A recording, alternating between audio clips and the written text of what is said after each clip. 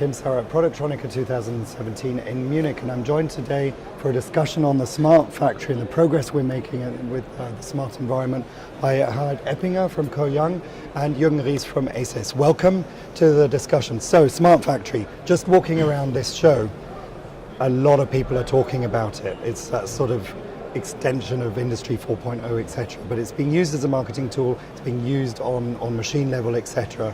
And the associations are talking about it. It's in everybody's mind at the moment. Let's dig down a little bit deeper than that service, the surface of it, and look at what the reality really is.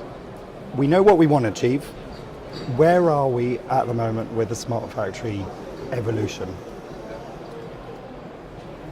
You answer first. I take the opportunity. I think we are on a good starting point. We have a vision, we understand what to do, and if you did the homework over the last years, we are able to deliver now the first step of solutions to get into the world of smart factory.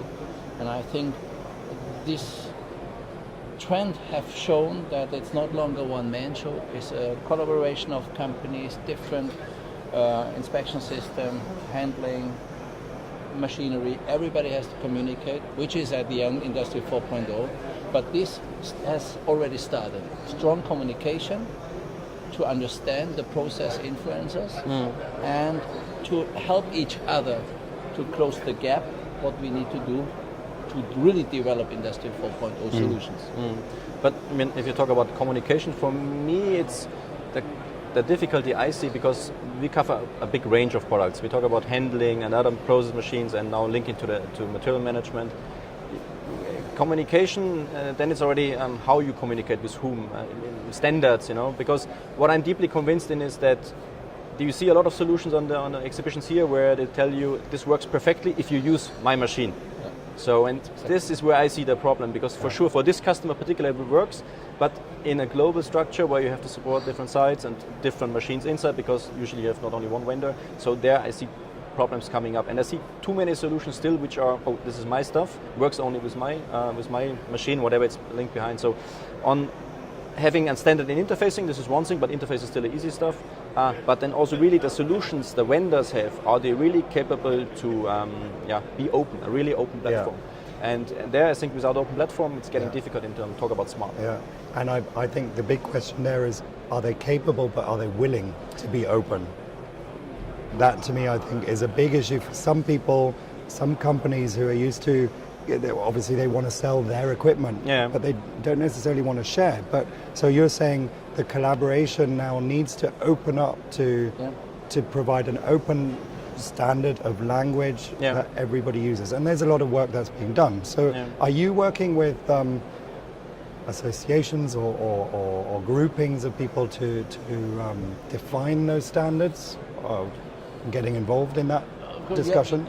I think it's a must. It's not something it's not your free will. You have to must cooperate, and it's already started. The difficulty I see, I agree on the standards. I agree on the communication. We have to discuss the content of communication. The communication is easy. What to deliver, and what is really necessary. But you see also Trans-Asia, you see Europe, you see other regions, everybody believes that he has our own best solution. And like we had it multiple times over the last 20 years in the electronic business, it's a development process. And you cannot go for one standard, because the Americans will say, no, it's not the European, I don't like this. And the Asian guys will say, no, we do it totally different. So this is kind of there is a harmonization, but there will be a lot of standards still left. It's the illusion to have one general, but the way is there, and we understand that we have exchange. Let's step away from the standard. Let's define. We have to exchange valuable content between the companies. That the company is responsible for a certain job, can utilize the information from the step before or step behind. And I think this is very important. The content we have to share has to be reduced to the best, not overloading the outside world. Everybody has to do the homework to deliver to the, of course, at the end to the vendors in the line, but to the operators in front. Yeah. But if you asked the question, are we working on something? There are some things going on, like the replacement of SMEMA with the Hammer standard. But I agree with you that when you work on the machine side, and then we talk about global scale, you have customers like whatever Continental or Bosch, which have sites in Europe, in Asia, and then things start getting difficult. Software, certain restrictions you have in China, for example, then you have to handle certain things on the machine and distribute the information to maybe a different kind of communication system. At least you have then, it helps if you have a standard how to communicate from machine level to whatever it's above, This, it's for sure hard to make a standardization out of it.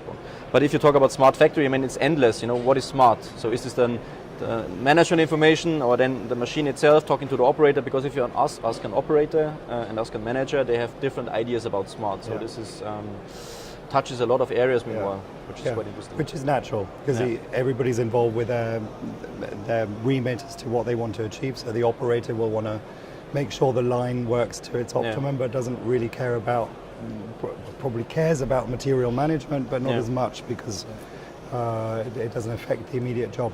Now, the communication part, whether it's machine to machine, across the line and beyond the line, that suggests obviously there's a huge amount of data that's created. So much so that I think nowadays we can't quite understand how much data there is.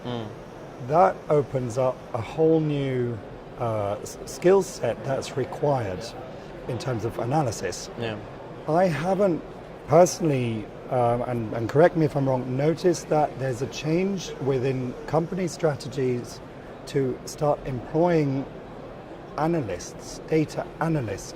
Are you finding either as your companies that actually, in fact, you recognize the fact that there's a new job market evolving that you will require to analyze the data that you're not only generating yourself but providing to your customers about your machines?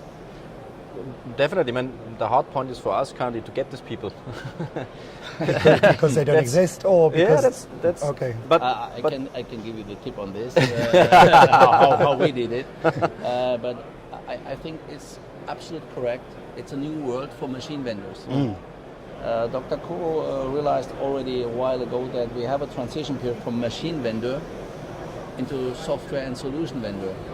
Kuyung found about 2 years ago in area of San Diego an artificial intelligence R&D center. As you mentioned, you need to hire qualified people, expert in this, and unfortunately you cannot find them in every region, but the California area is well known for this, and we could get people from autonomous driving and intelligent computers, and they are on board now, and it's really fantastic what they with a short time they generated out of the data. I think the data analysis is significant because the overloading of the operator or the plant manager, that's we have to avoid. This will kill the whole idea of the smart factory. So, but as you mentioned, the amount of data, just a simple board has more than 10, 20,000 sets of information, makes the process transparent. But only if you get a clever assistance.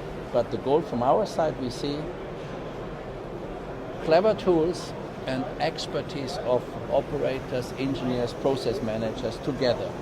This will generate the smart factory or the good thing on Industry 4.0. Just the machine is not enough. Well, I like your approach because you said you set it up in US. We didn't make the move over the Atlantic, but we tried it in a way like we separated a certain part of our software department completely out, like a spin-off, and bringing external people in. Because what we also realize is people which are doing this day and night, they have also a kind of mindset which is given. So you need the skills for analytics, but also ideas, and we want to get this a bit out of the people which are always doing it, because the similar people have usually the same ideas, So it's an approach to do it.